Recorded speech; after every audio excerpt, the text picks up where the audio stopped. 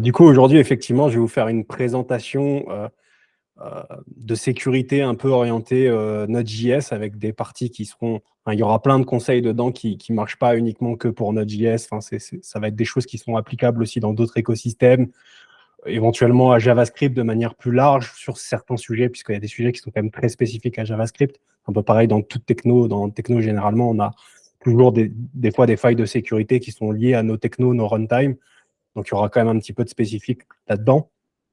Mais globalement, il y aura quand même beaucoup de choses qui sont très transverses.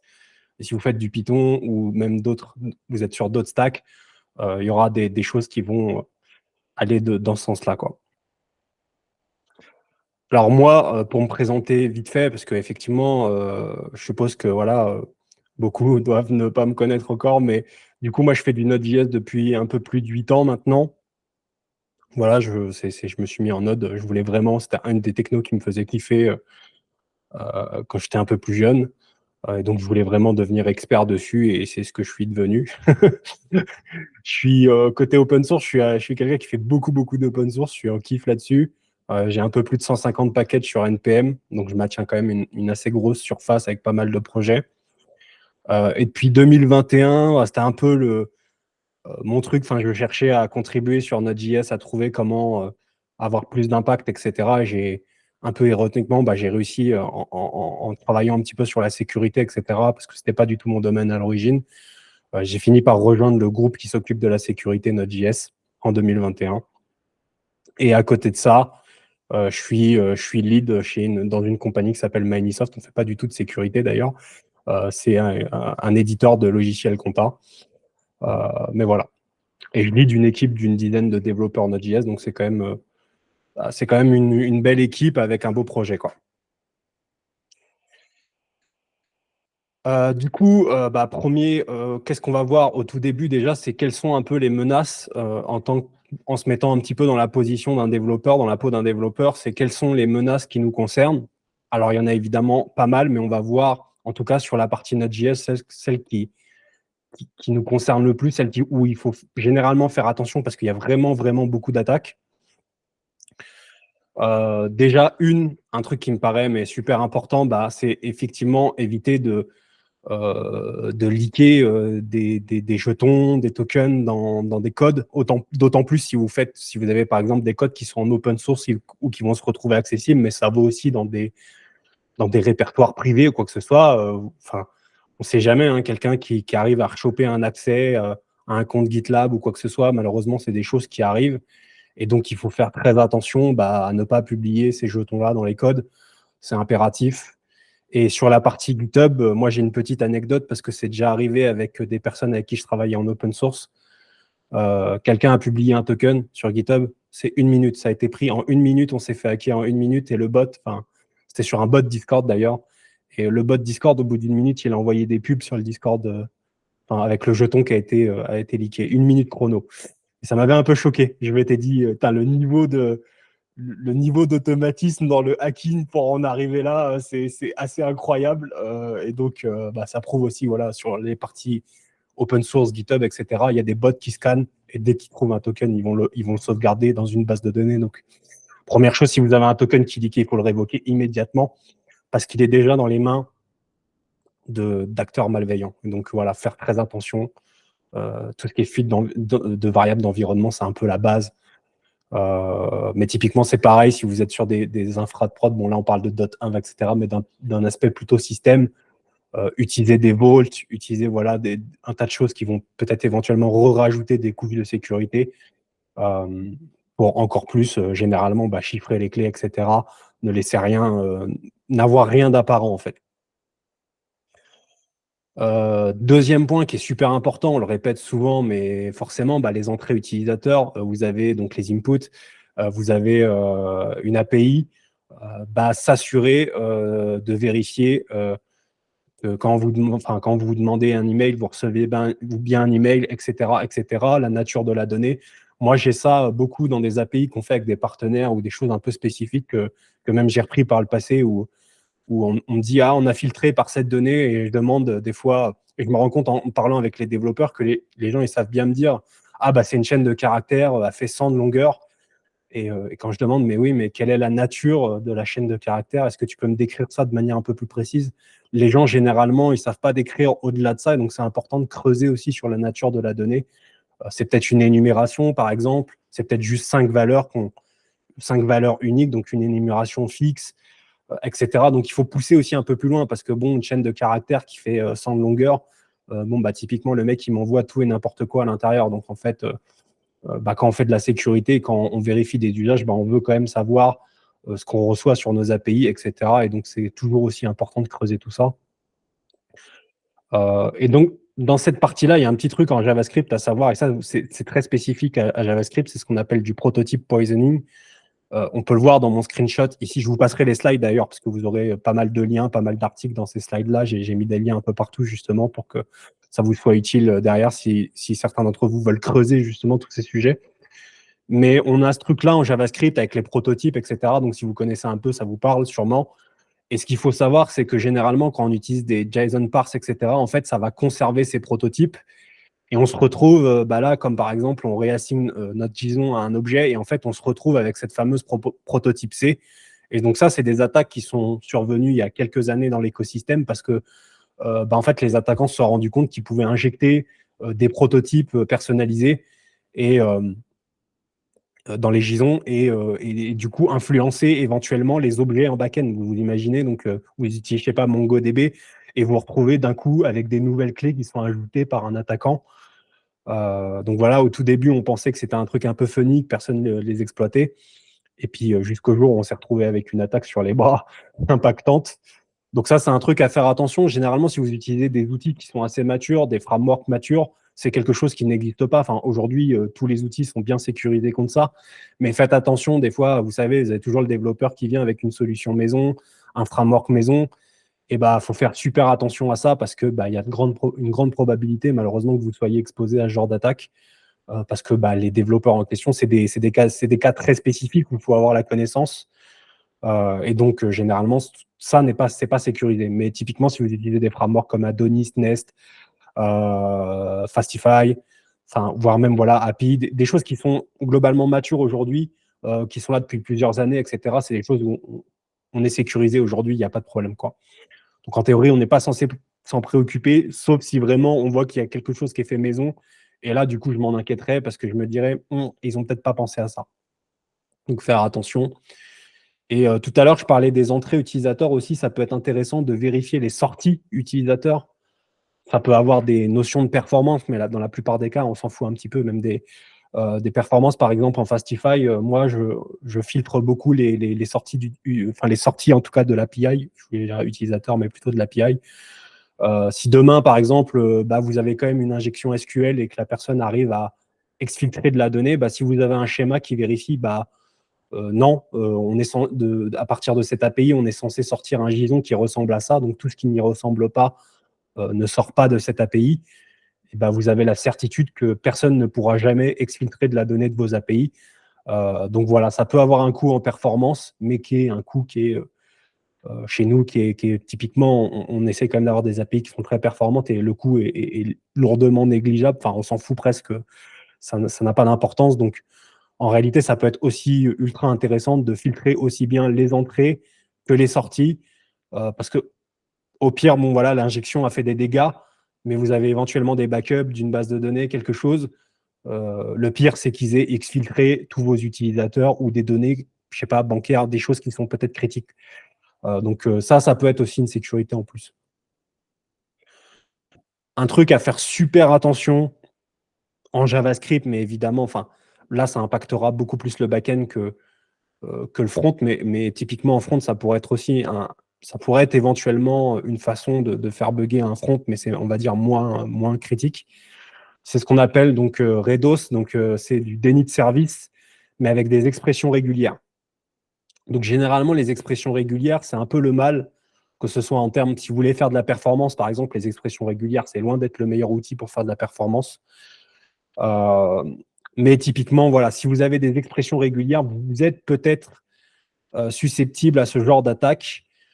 Donc ça, après, j'ai mis des liens pour expliquer justement un petit peu comment les moteurs d'expression régulière, notamment dans V8, fonctionnent, comment ils vont justement avec des algorithmes qui sont finis, euh, traverser une expression régulière et tous ses choix. Et donc, en fait, vous avez des patterns quand vous écrivez des expressions régulières comme celui-là ici. Par exemple, plus on mettra de X avec un Y à la fin, plus en fait le temps d'exécution va être long. Et le temps d'exécution, bah, il est exponentiel. Ça veut dire qu'on peut faire exécuter votre backend pendant 10 minutes l'expression régulière et il fera rien d'autre à côté. Donc, c'est une attaque par déni de service, quoi. Je fais tomber tous vos services d'un coup avec 3 requêtes HTTP qui exploitent une mauvaise expression régulière. Donc ça peut être limité, évidemment, déjà en filtrant les entrées utilisateurs. Parce qu'évidemment, plus je limite, si c'est une chaîne de 20 caractères, ça aura moins d'impact qu'une chaîne de 600 caractères, puisque vous me laisserez plus d'opportunités de faire tomber votre backend. Mais après, je mets aussi d'autres articles sur comment éventuellement il y a des projets de Google qui existent en JavaScript pour limiter ce genre de choses-là. Il y a aussi des arguments, des flags qu'on peut passer à Node.js pour éviter ce genre de situation. Mais ça peut être assez problématique. Donc, typiquement, si dans vos projets, vous avez à un moment des middleware, des choses qui vont vérifier avec des expressions régulières un email, enfin, je sais pas, des informations diverses et variées, quoi, où vous utilisez des expressions régulières, il faut mettre des black flags dessus, il faut absolument vérifier qu'elles ne sont pas vulnérables. Parce que typiquement, ça, je suis un attaquant, je vois que j'envoie des informations, je me dis, ah, peut-être qu'il valide ces informations, comment il pourrait les valider? Et je vais tenter d'envoyer des chaînes de caractères plus ou moins aléatoires. Enfin, quand on connaît un petit peu le problème, on peut raisonner pour essayer de voir quelle chaîne de caractères on peut envoyer.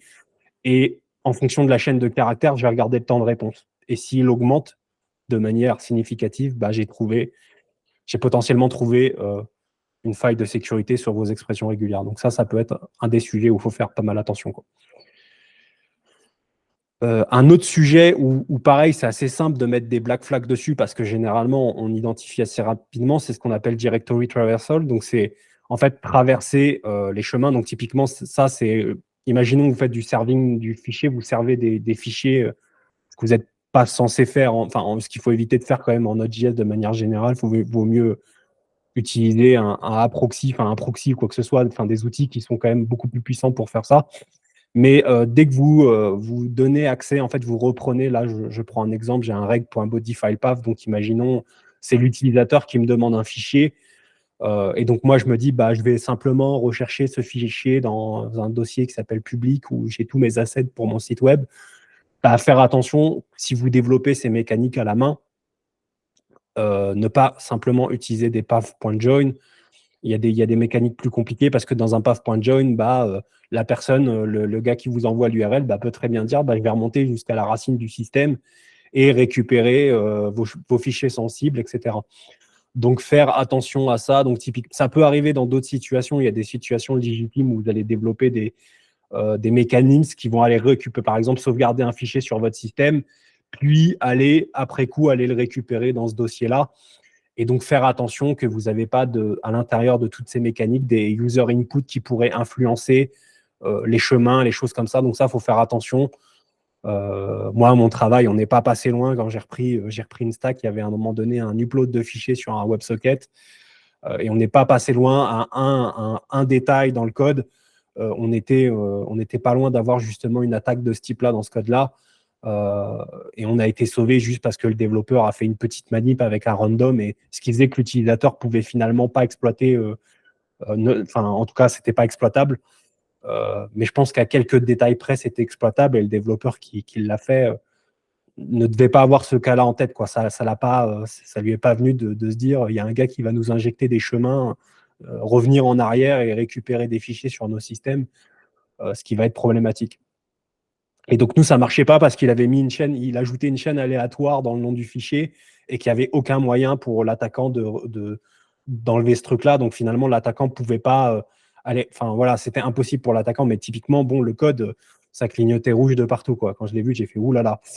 On n'est pas passé loin d'une attaque, quoi. Enfin, d'une potentielle attaque. Enfin, voilà, il faudrait-il encore après l'avoir trouvé. Mais c'est un exemple et souvent, on ne se rend pas vraiment compte, quoi.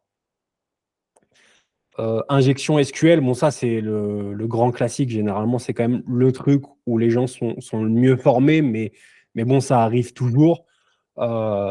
Typiquement, voilà, bah, j'utilise n'importe quoi, une lib ou même un ORM ou quoi que ce soit, et je vais tout simplement bah, injecter mes arguments dans la chaîne de caractères. Et donc, bah, forcément, moi là, par exemple, je récupère mon user avec mon name et mon password. Bah ouais, mais moi, je suis l'utilisateur. Bah, je passe mon nom Thomas, je fais point virgule, drop table, et j'ai supprimé votre table utilisateur, quoi. Donc, faire toujours attention à ça, utiliser les requêtes préparées, faire attention. Je le marque aussi, MongoDB, parce que les gens se disent, ouais, injection SQL, ouais, bon, je suis sur MongoDB, je suis pas concerné. Bah si, il faut faire attention. Il y a d'autres façons. Et vous l'aurez, j'ai mis un lien qui parle de ça justement, parce que souvent les gens disent ouais, mais moi je fais pas de SQL, donc je suis pas concerné par tout ça. Bah si, en fait, il y a d'autres façons d'exploiter, il y a d'autres façons d'injecter, et donc les problèmes sont les mêmes. Il y a les mêmes outils, les mêmes façons de faire attention à pas se retrouver bah, avec des objets qui seront voilà, enfin avec des informations injectées. Donc voilà, faire toujours attention à ça. Ça c'est un peu basique. Je pense que quand même beaucoup aujourd'hui, beaucoup de dev back sont au courant ou se sont au moins brûlé les doigts une fois là-dessus. Mais voilà, dans les boîtes où je passe, ça arrive quasiment systématiquement. Forcément, si on laisse des codes des juniors coder, bah, ils injectent les arguments et puis bah, je pense que c'est le truc le plus bidon où les gens se font avoir, quoi. Fuite de données par les logs, c'est aussi pareil, ça peut être un petit détail, mais faire très attention. Ça, c'est ça rejoint peut-être aussi après un peu des sécurités un petit peu côté système ou monitoring, si vous avez du monitoring, etc. Forcément, aussi un gros vecteur d'attaque en entreprise, c'est si vous avez la main sur des parties du monitoring, par exemple, il y a des gens qui récupèrent un outil de monitoring, ce qui arrive aussi souvent, et même les pirates, généralement, ils adorent viser ce genre de truc-là. Parce que bah, une fois que vous avez le monitoring, généralement, quand vous avez le monitoring, vous avez la terre. Vous avez toute la boîte. Parce que bah, généralement, les logs, il y a plein d'informations dedans, des tokens, des choses. Et donc, pouvoir récupérer ça. Donc, quand vous êtes développeur, en tant que développeur en tout cas, faire attention. Par exemple, bon là, j'ai mis un exemple de nous au boulot, mais on a quand même des logs qui nous disent, bon, on charge des variables d'environnement dans notre code. Et à un moment donné, bon, on a un mot de passe, bon, on va mettre confidential parce qu'on se dit, bon, on n'a pas envie de leaker ce mot de passe. On a juste envie de savoir qu'on a chargé la variable, mais par contre, la valeur, on ne va pas l'afficher. Mais le raisonnement est le même si vous affichez des informations clients qui sont critiques ou des jetons ou des choses comme ça. Faites très attention. Il faut peut-être un peu découper la phase de. Vous êtes un peu en phase de développement, puis vous êtes dans une phase de production, parce que quand on est un peu en debug, hein, ça dépend après de chacun, les pratiques de chacun évidemment, mais au début, éventuellement, vous faites une API. Moi, par exemple, en API partenaire, nos logs, elles changent pas mal. On essaye quand même de bien structurer ça. Souvent, c'est pas évident. C'est pas un travail évident de faire des bonnes logs. Mais bon, voilà, au début, on peut se retrouver quand même à leaker des infos qui sont importantes comme des tokens. Donc voilà, faire attention. Voilà, si on leak des tokens dans des logs, etc. Bah, si quelqu'un met les mains sur ces logs-là, d'une manière ou d'une autre, que ce soit par un access system, par un outil X ou Y, un Grafana ou quoi que ce soit, bah malheureusement, ça peut lui donner accès à plein d'autres trucs derrière, quoi. Donc voilà, faire attention à ça. Exposition des erreurs, ça j'ai une petite anecdote aussi parce que faire attention à vos retours d'erreurs sur API. Typiquement, les gens qui incluent des stack traces ou des choses comme ça, genre n'incluez jamais des stack traces ou des choses comme ça dans les retours d'erreurs. Là, c'est du vécu, pareil, parce que bon, les gens me disent, enfin ça, c'est un screen, c'est une reproduction que j'ai fait très rapidement comme ça. Mais voilà, avec un invalid secret ne correspond pas à la clé blablabla. Et les gens me disent, mais c'est pas possible de faire une telle erreur. Et je leur réponds, bah si, c'est du vécu. J'ai vécu ça chez un client où la clé était dans le retour d'erreur. Donc voilà, lors d'un audit. Bon, bah ça le fait pas trop, quoi. Mais bon, c'est des erreurs qui arrivent, quoi. Faut faire aussi attention, quoi. Notre gestion d'erreurs des API, etc. Qu'est-ce que ça retourne? Faites attention, bah voilà, dans votre message d'erreur, de ne pas avoir non plus des informations qui sont sensibles, de ne pas mettre la stack trace, etc. C'est pas tout le temps critique, mais parfois, malheureusement, ça peut inclure des informations qui vont compromettre votre sécurité, quoi. Les mauvaises en-têtes HTTP, même si ça, régulièrement, on s'en préoccupe pas forcément, ce qui n'est pas forcément une bonne chose, mais en tant que développeur, effectivement, par exemple, dans Node.js, on utilise beaucoup ce package qui s'appelle Helmet, et effectivement, qui fait plus ou moins le travail pour nous d'aller mettre en place un ensemble de, que ce soit les cross-origines, etc., limiter les cross-origines, et d'aller mettre un tas d'autres headers qui vont justement limiter la casse. Mais généralement, pareil, si vous utilisez des frameworks qui sont matures, là, je mettais des liens vers Adonis et vers Nest. Les deux ont des documentations sur le sujet. Je ne sais plus Nest comment ils gèrent exactement la chose. J'ai plus la doc en tête, mais Adonis, ils ont des modules spécifiquement. Ils n'utilisent pas Helmet, ils utilisent des choses spécifiques. Ils ont une doc spécifique pour les sécurités, etc. Donc, généralement, voilà, quand vous avez des frameworks qui sont sérieux et bien matures, vous avez aussi tout cet aspect sécurité. Et même en micro, voilà, avec entre parenthèses des micro-frameworks, que ce soit des Express ou machin, vous avez des modules comme Helmet qui sont importants à utiliser, voilà, en combinaison éventuellement de rate limit, de choses comme ça. Mais voilà, il faut faire quand même attention à ça et du coup se méfier de tout ce qui est maison. Vous avez des frameworks maison, des trucs maison, du coup, il y a probablement toutes ces gestions qui n'ont pas été gérées correctement, enfin, ou qui ont été gérées mais à moitié. Et donc, voilà, quand vous êtes sur des solutions maison ou des mecs qui ont développé des choses, faut s'assurer des gens qui maintiennent. Moi. Si c'est des gens qui sont très très forts, aucun souci. Enfin, si les gens ont les compétences nécessaires. Mais souvent, ça fait partie des choses que la sécurité fait malheureusement partie des choses qui vont être skippées malheureusement par ces mainteneurs-là. Quoi. Au niveau de Node.js, faire attention quand même à quelques corps modules qui sont un peu, qui sont dangereux et qui sont parfois mal compris. Typiquement, on prend l'exemple forcément des child process, donc exécuter des commandes sur un système, etc. Oui, bon là, c'est un peu basique aussi, c'est faire attention. Si vous avez une API qui va aller exécuter une commande pour aller télécharger un fichier ou quoi que ce soit, enfin, que sais-je que va faire la commande en question? Évidemment, éviter au maximum d'aller injecter un user input parce que c'est vraiment une misère à sécuriser. Il y a un nombre de cas qui sont incroyables. Il y a des gens qui arrivent à trouver même enfin, je, je suis justement aujourd'hui sur LinkedIn, je publiais, j'ai quelqu'un que je connais qui s'appelle Lirantal qui a fait un super bouquin là sur les injections en Node.js. Et j'étais en train de lire et il y a des cas d'usage qui décrit à l'intérieur qui sont juste complètement effrayants où il explique que les mecs se sont dit ouais on a tout sécurisé, on est super fort et en fait les gars ils se sont quand même fait plomber parce qu'en fait il y a des patterns dans les commandes, dans ce qu'on peut envoyer qui sont juste incroyablement durs à sécuriser. Donc faire super attention dès qu'on est dans ce principe-là d'exécuter une commande, enfin d'aller réexécuter un fichier à partir d'une source qui vient d'un utilisateur, on est dans un danger qui est quasiment maximal quoi. Et donc et là il faut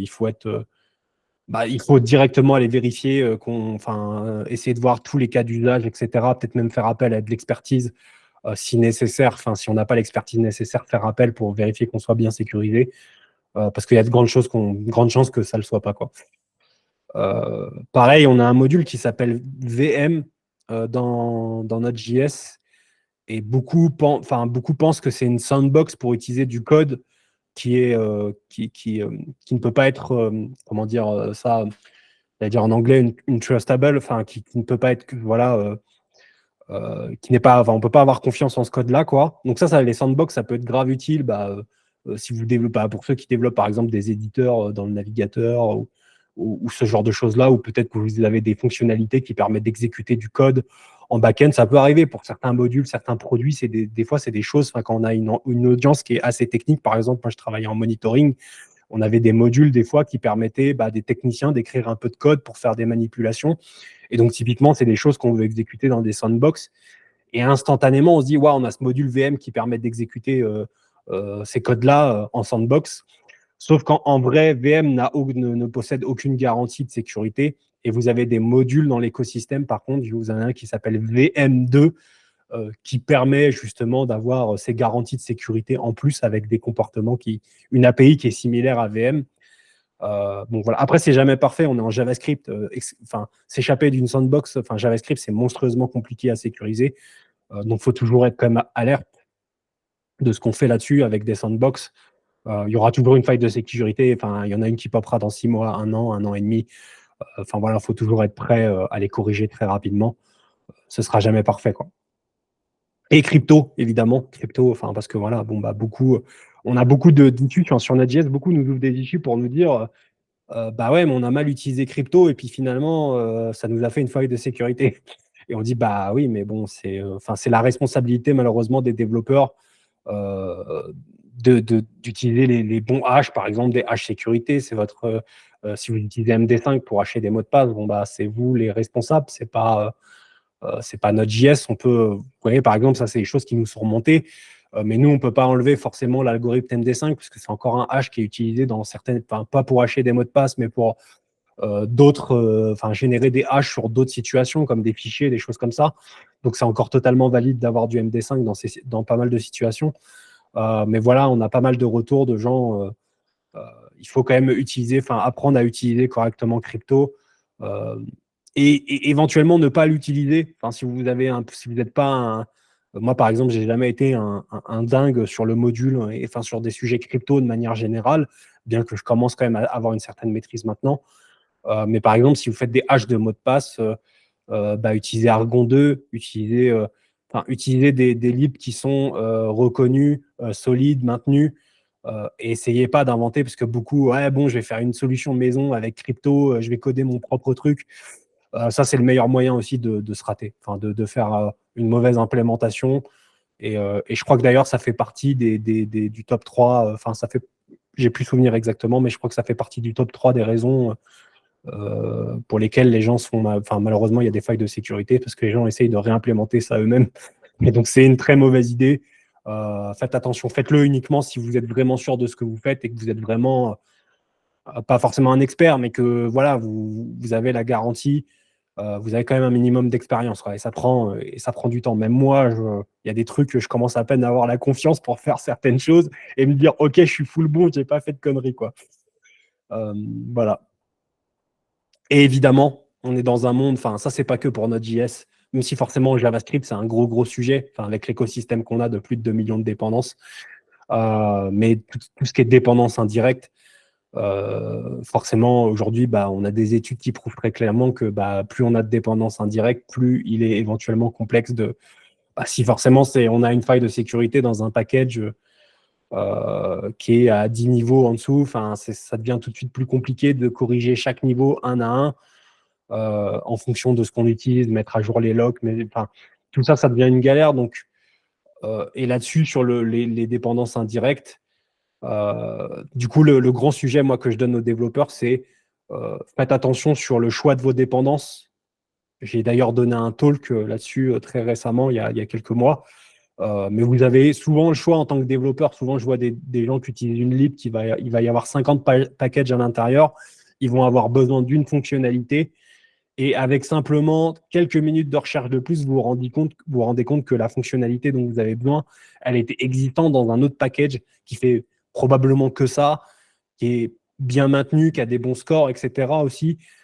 Et donc finalement, bah là, c'est le choix de est-ce que je prends A ou B. Bah, finalement, moi, j'ai besoin de faire B.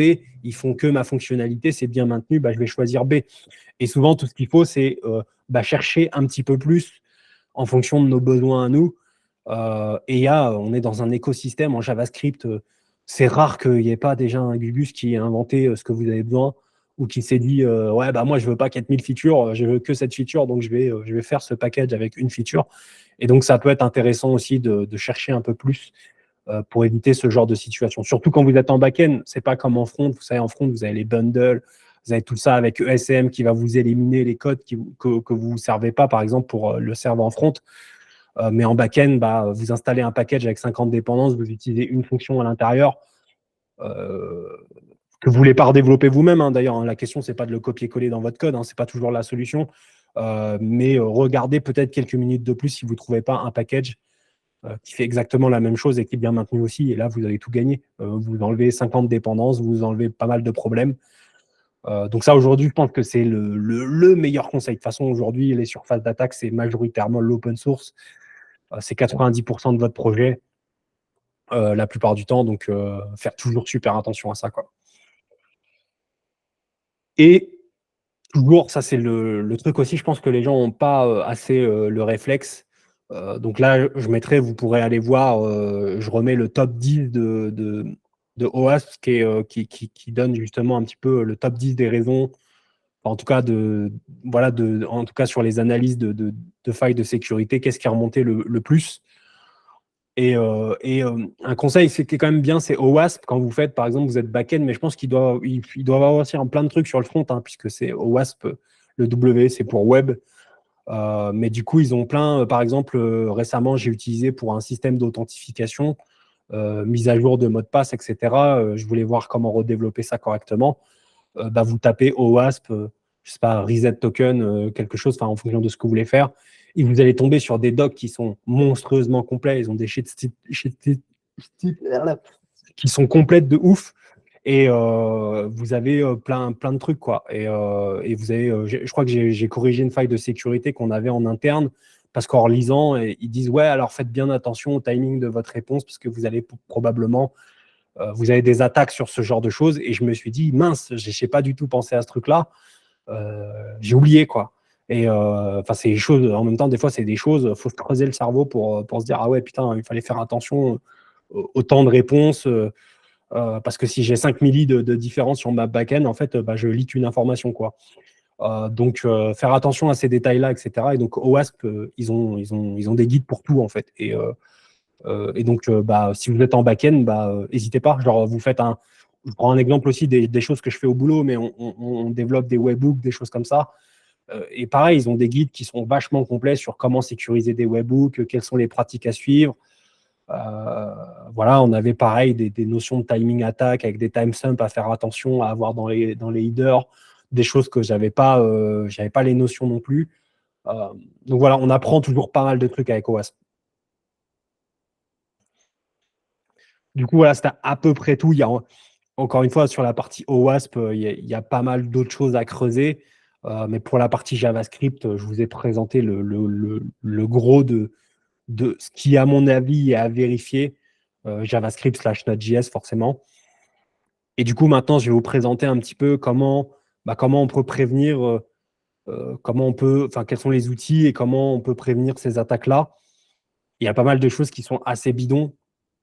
Typiquement, le premier truc, bien que ça peut saouler, je sais que ce sera probablement pas votre cas à vous, mais je discute des fois avec des entreprises et c'est un peu le cas, mais on dit lire et s'informer continuellement. En fait, la sécurité, c'est quelque chose, c'est pas parce que demain, vous allez regarder un truc de sécurité, y travailler 2 jours que vous allez devenir sécurisé. En gros, si vous voulez, c'est une question de bonne pratique.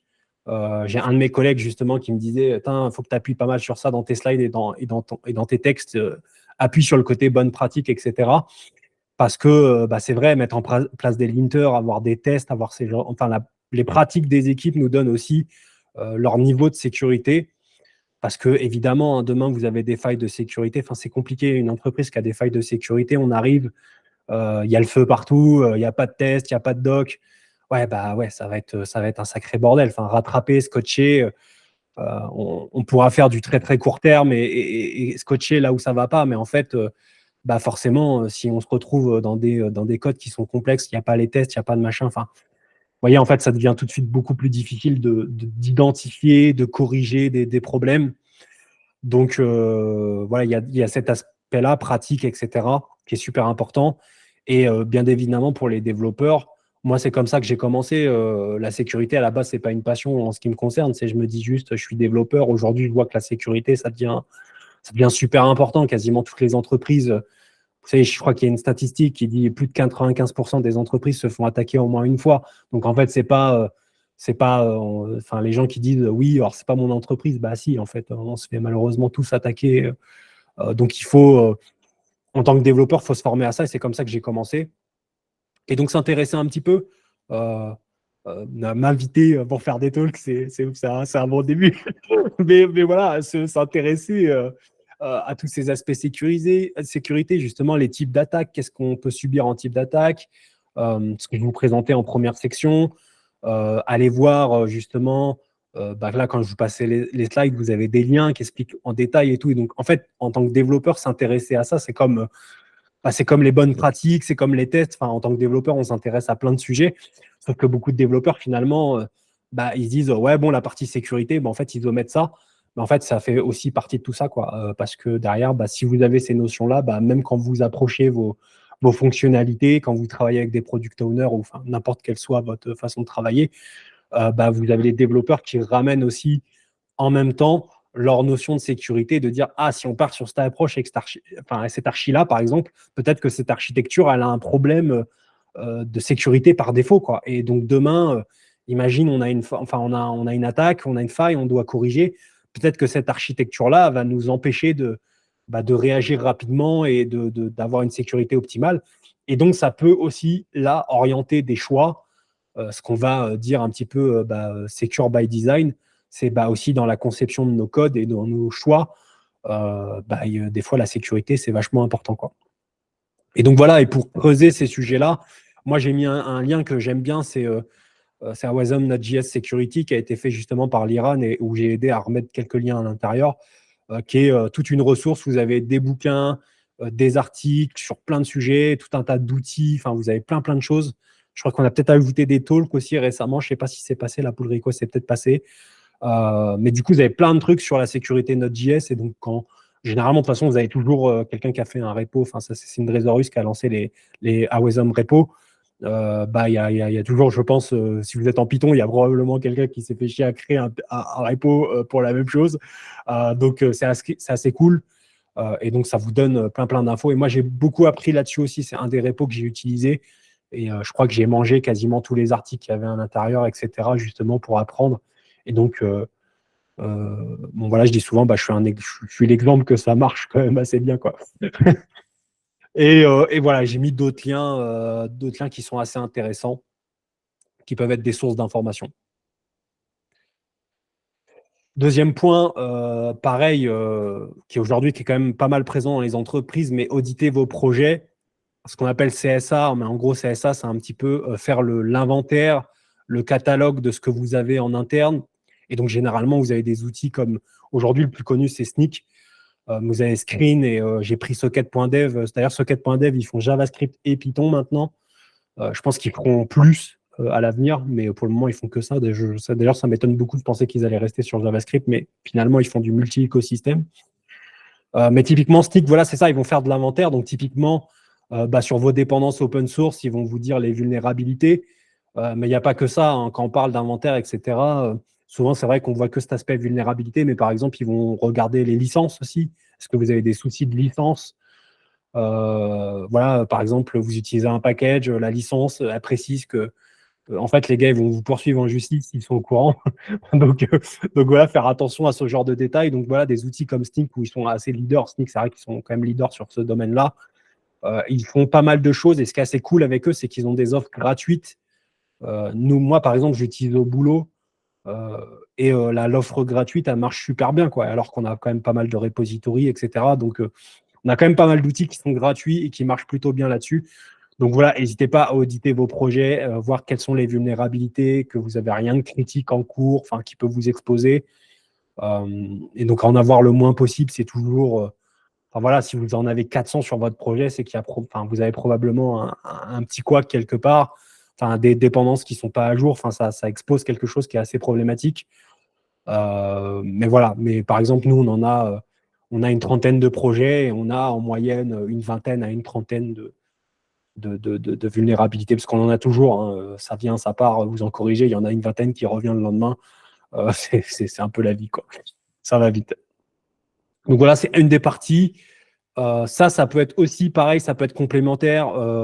Si vous avez des outils comme Snyk ou Veracode, ils ont des offres. Euh, donc utiliser des scanners statiques, ce qu'on appelle SAST, qui vont vous permettre de détecter des failles de sécurité dans vos codes sources directement. Donc voilà, Veracode, je pense que c'est le truc le plus connu en fait. Moi, j'ai mis d'autres petits exemples, mais c'est un petit peu le côté pub. Mais j'ai mis JSX-Rec, qui est justement un scanner open source que j'ai développé moi de mon côté.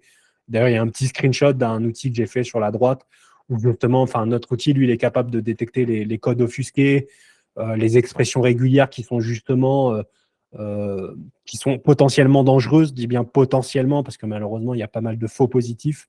Parce qu'on n'est pas capable de savoir aussi dans quel contexte le code il est exécuté. Est-ce que c'est un user input qui est dangereux ou pas? Mais voilà, ça peut détecter éventuellement des expressions régulières et pas mal d'autres types d'attaques, en tout cas de codes dangereux. Mais vous avez d'autres outils, encore une fois, GuardDog, qui a été sorti, c'est pareil, un projet open source qui a été sorti par Datadog très récemment. Et vous en avez probablement tout un tas d'autres, peut-être dans vos écosystèmes, enfin, si vous êtes sur un écosystème précis du C Sharp, etc., vous avez probablement des outils qui existent dans vos propres écosystèmes. Mais voilà, je sais que Veracode, je ne sais pas la liste d'écosystèmes qu'ils maîtrisent, mais je crois que c'est une quinzaine dans leur outil. Donc, ils ont tout, quoi. Ils ont Java, ils ont C Sharp, ils ont JavaScript, etc., etc., quoi. Mais ça peut être quand même aussi pas mal. Il y a aussi, pareil, beaucoup de faux positifs dans ces outils-là. Mais typiquement, tout à l'heure, je vous en parlais du directory traversal. Bah, je l'ai détecté en utilisant un outil comme ça qui m'a dit hey, regarde ici, c'est bizarre, on a une suspicion très forte que tu souffres d'une attaque directory traversal et je l'ai détecté comme ça, quoi. Donc voilà, peut-être 90% de faux positifs, mais vous avez peut-être 10% là-dedans qui est juste. Donc c'est toujours sympa d'aller vérifier, faire un tour de temps à autre et se dire bon, ok, ces trucs-là, enfin, on n'a que des faux positifs ou pas de danger, mais on est ok. Donc voilà, ça fait partie des façons de corriger un peu tout ça, quoi. Quelque chose qui est un peu plus open source pour le moment, ça va être OpenSSF Scorecard, qui a tout un système qui permet de noter de 0 à 10. Aujourd'hui, c'est majoritairement pour l'open source. Donc, si vous avez des projets, des fois, qui sont open source, bah, c'est une initiative que je vous recommande de regarder. Mais je pense que ça va un peu arriver aussi, ou si vous avez si vous travaillez sur GitHub en privé, ça peut marcher aussi. Par contre, je pense qu'après, GitLab, tout ça, ça marche pas. C'est pas vraiment adapté encore aujourd'hui. Mais typiquement, si vous travaillez sur GitHub, c'est super intéressant. Et donc, en gros, c'est des métriques. En gros, ça va être un score avec tout un tas d'indicatifs qui va de 0 à 10. Et en fonction de ce que vous complétez, bah, vous avez plus ou moins une bonne note, quoi. Et donc, ça va être, par exemple, est-ce qu'il y a des reviews, est-ce que les tests s'exécutent correctement sur chaque commit qui sont faits. Enfin, voilà, je vous donne des exemples, ça va assez loin, ils ont beaucoup de métriques. Est-ce que les branches sont protégées correctement? Mais si vous avez des projets open source, ça vous donne déjà une bonne vision de qu'est-ce qui ne va pas dans vos projets. Typiquement, si vous avez des GitHub Actions, on ne se rend pas compte aussi à quel point nos pipelines, et je pense que c'est la même chose pour GitLab, en fait, c'est super dur à sécuriser. En fait, il y a plein de choses qu'on ne pense pas. Et en fait, on a une tendance aujourd'hui aussi à malheureusement avoir des risques, des gros risques de sécurité sur nos pipelines qui vont déployer, exécuter nos tests, etc. On a plein de défauts. Et donc ça, voilà, sur la partie GitHub, vous pouvez éventuellement regarder cette initiative et je vous ai mis un article que j'ai moi aussi publié qui est justement toute mon aventure sur comment j'ai sécurisé une organisation sur GitHub euh, parce que voilà, c'était un truc que je voulais faire dans lequel je voulais devenir meilleur. Donc j'ai fait un article justement pour les gens qui voudraient faire la même chose, un petit peu les gens qui n'ont pas cette expérience et qui veulent redécouvrir un petit peu par le même chemin que moi. Et donc, c'est super intéressant. Il y a plein de choses à découvrir. Donc, voilà, si vous avez des choses sur GitHub, ça peut grave vous intéresser. Pour le moment, c'est pas sur autre chose, mais je pense que ça va venir beaucoup, enfin, beaucoup des initiatives et des outils qu'il y a dedans. Je pense que dans 2-3 ans, ça va arriver. Si vous avez des GitLab, des choses comme ça, avec les pipelines, il y a beaucoup de ces outils qui vont arriver et de ces initiatives qui vont arriver aussi en privé parce qu'il y a des impacts de ouf sur la sécurité, sur plein de choses où on est encore à zéro quasiment partout, quoi. Et, j'en profite pour faire ma petite pub parce que si vous faites du Node.js et du JavaScript, du coup, moi, je suis le mainteneur d'un outil qui s'appelle, de plusieurs outils maintenant. J'ai toujours l'habitude d'un outil, mais c'est devenu quelque chose d'assez monstrueux. Et donc, c'est une initiative open source où on crée des outils, des packages, donc tout est open source, tout est accessible. Et justement, on fait vraiment pas mal de choses. On fait de la détection de vulnérabilité, mais en utilisant plusieurs sources. Alors, si vous avez un SNIC en interne, on peut vous relier avec votre SNIC, mais on utilise aussi des sources publiques qui sont NPM et Sonar. On fait du check de licence aussi. On est capable de vous sortir les conformances de vos licences, des packages que vous utilisez ou des choses comme ça. On a une intégration depuis 2 mois grand maximum. On implémente aussi OpenSSF Scorecard de manière très sérieuse d'ailleurs.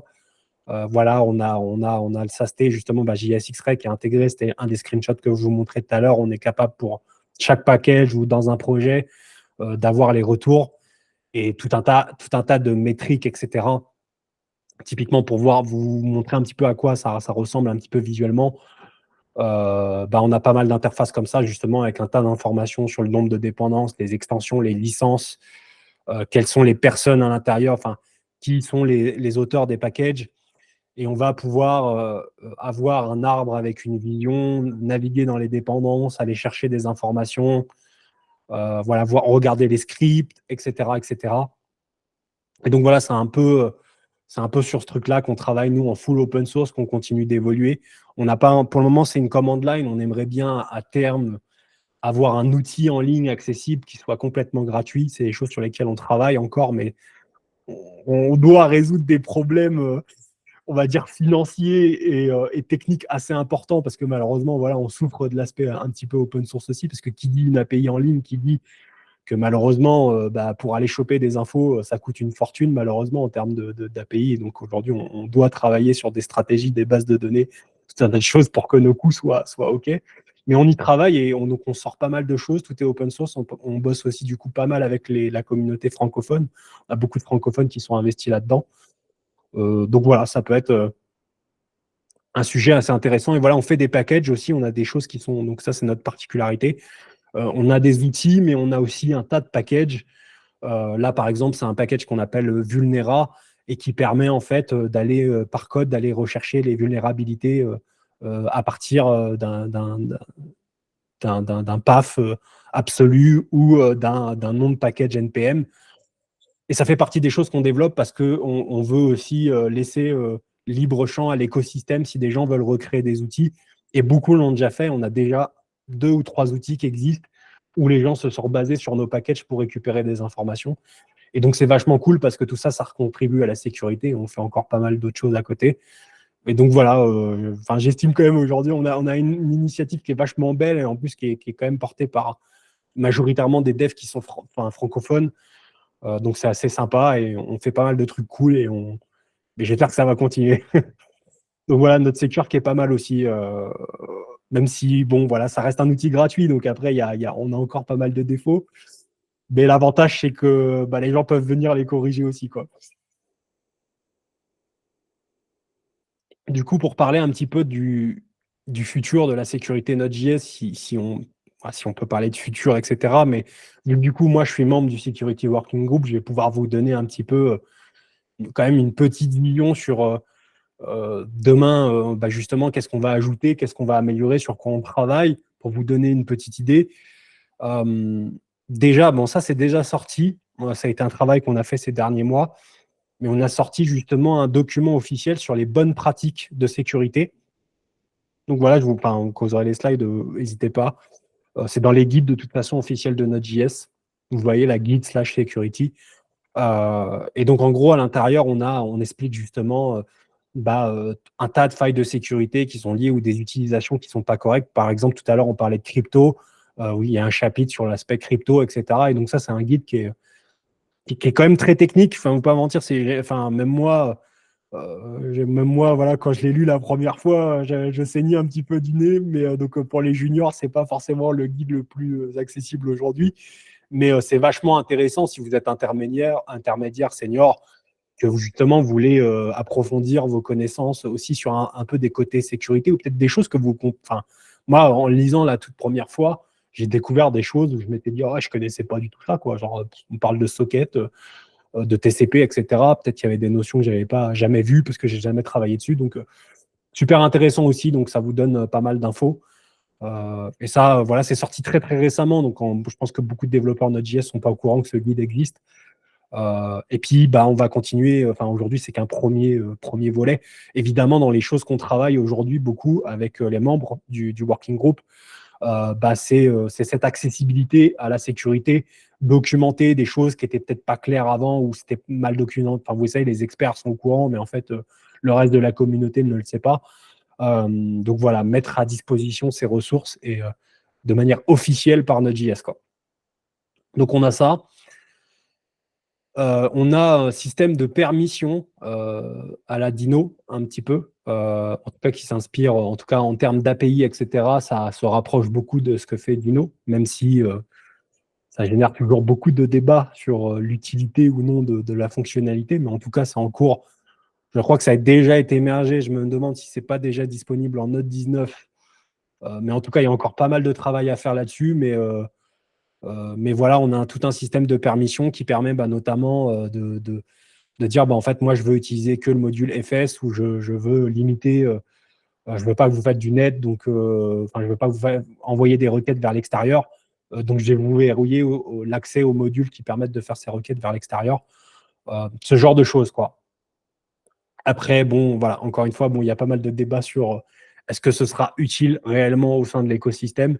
Il y aura probablement un tas, si vous l'utilisez en système, Node.js pour faire peut-être plus du système ou dans des cas très très spécifiques, où effectivement restreindre des permissions pourra être intéressant pour quand même vous assurer que les librairies éventuellement que vous utilisez, par exemple, ne vont pas se mettre à faire des requêtes HTTP, quoi.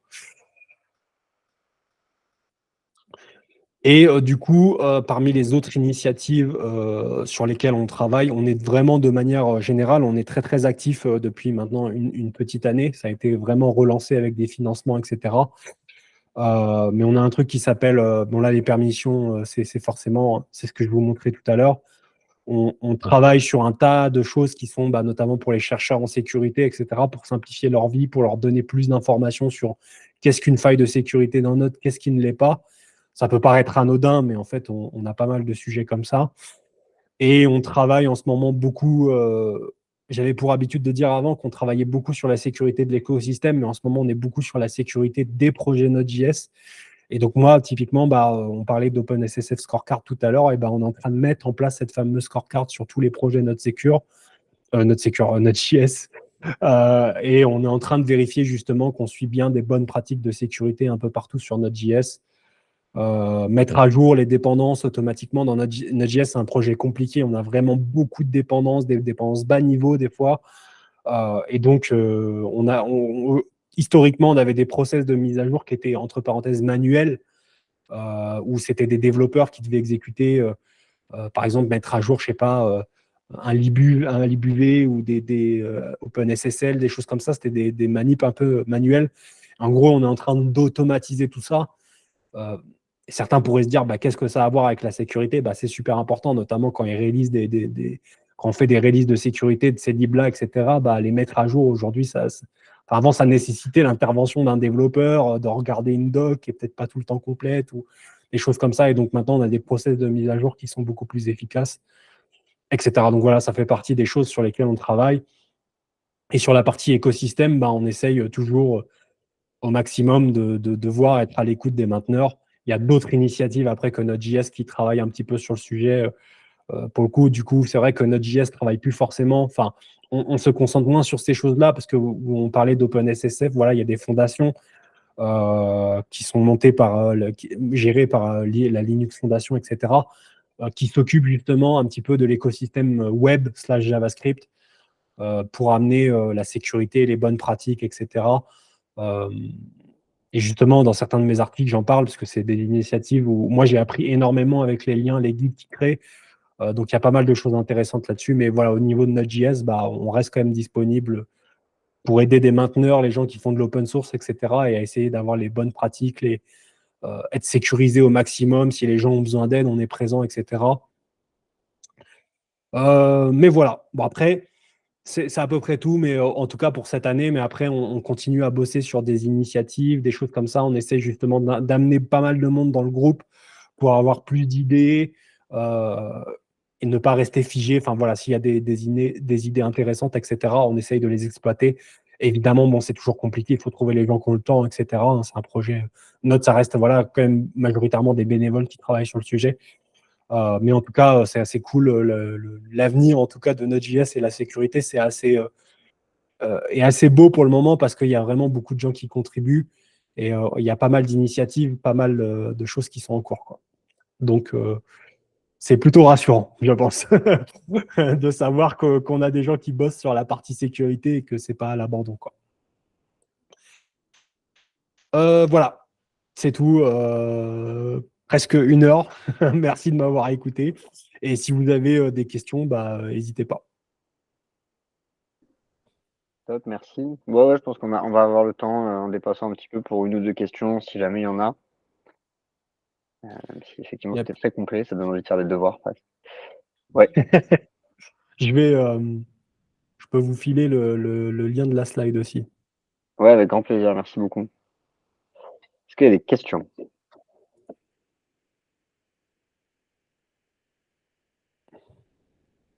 Moi, j'en avais une, mais elle a été répondue pendant. Très complet, merci Antoine. Merci beaucoup. Thomas. Au final, ouais, je crois que c'était tellement complet que tout a été soit répondu, soit provoqué plus de questions chez nous que beaucoup d'introspection Bon. peut-être aussi. Ouais, Sacha? Ouais, j'ai quand même une question qui me venait. Hmm. C'est surtout sur pas mal d'outils que tu as mentionnés, pas Ouais. mal d'aides pour les audits, pour l'analyse, etc. Est-ce que c'est plus des choses à destination de projets open source ou ça peut être utilisé dans des projets à destination privée, avec des entreprises, avec du copyright, etc. Quelles sont l'utilisation du code qui est audité derrière, si c'est pas en local, évidemment. Je n'ai pas connaissance La de tous les plupart, outils. la plupart sont des outils, la plupart ont des offres professionnelles hein, dans ces outils, sauf évidemment mon projet à moi qui est complètement open source. Donc évidemment, nous, on n'a pas forcément ce volet, entre parenthèses, professionnel. Mais pour la partie, par exemple, je te parlais de Snyk ou de Veracode, forcément, oui, de toute façon, c'est des sociétés qui elles vivent majoritairement de leur modèle professionnel. L'open source, finalement, enfin, les offres gratuites qu'ils font, c'est pour attirer finalement leurs utilisateurs, quoi. Mais en tout cas, ouais, la plupart de ces outils, Socket.dev, je suis pas sûr qu'ils aient un modèle professionnel, typiquement. C'est possible hein, qu'ils l'aient déjà mis en place. Tu vois, je crois que ouais, si, ils ont déjà quelque chose qui est disponible, mais typiquement, tu vois, c'est pareil. Aujourd'hui, je pense que la majorité de ce qu'ils proposent est disponible en open source. Mais ils vont très vite développer leur modèle professionnel avec pas mal de features.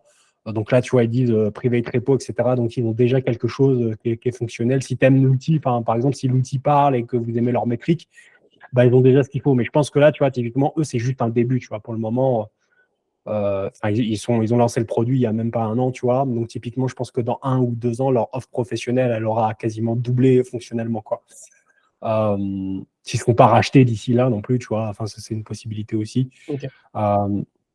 Mais donc voilà, pour répondre à ta question, ouais, non, si la plupart des outils que je vous ai présentés, elles ont des axes professionnels. Voilà. Et après, en fonction des outils, des fois, ça peut refroidir aussi parce que des Snyk ou des machins ont des pricing qui sont quand même assez. C'est pour ça que je parlais un petit peu des offres gratuites qui sont quand même pas mal et que moi, j'utilise pas beaucoup. En open source, bon, c'est gratuit. Hein, pour tout ce qui est open source, c'est totalement gratuit. Mais en privé, forcément, vous avez des limitations avec, par exemple, Snyk, qui a une offre gratuite, c'est 200 analyses par mois. Mais avec 200 analyses, tu peux mettre une analyse toutes les 2 semaines sur un projet. Tu as 30 projets, tu ne dépasses pas la limite, quoi. Donc, ça reste. Tu vois, ça permet quand même d'avoir une vision, par exemple, sur les vulnérabilités d'un projet sans que tu payes un seul centime. Donc, c'est quand même vachement cool, quoi. Oui, mais derrière ce dont je voulais m'assurer par ma question, c'est, j'ai bien compris que au final, pour JS, X-Ray ou NotSecure, ce n'était pas le cas, mais pour les autres outils que tu mentionnais, est-ce que moi, sur un repo d'une entreprise dans laquelle j'interviens, c'est pas risqué d'utiliser ce genre d'outils en termes de données qui sont lues, est-ce que toi, tu as connaissance de quelles données ils récupèrent derrière? Non, du coup, quelles données? Bon, ils récupèrent quand même beaucoup de choses pour le coup, parce que si ça analyse tout le code, ils vont tout. Mais en général, non, Pas c'est question. pour le coup, non, c'est des sociétés qui sont, tu vois, eux, c'est leur business. Donc, généralement, ils sont très, très carrés à ce niveau-là. Tu vois, des Snyk ou des Veracode, ça rigole vraiment zéro sur tous ces aspects-là.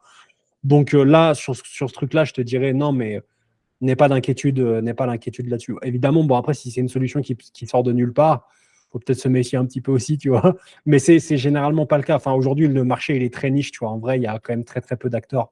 Malheureusement, j'ai envie de dire. C'est ce qui fait qu'aussi que les pricing sont tristement ultra élevés, tu vois.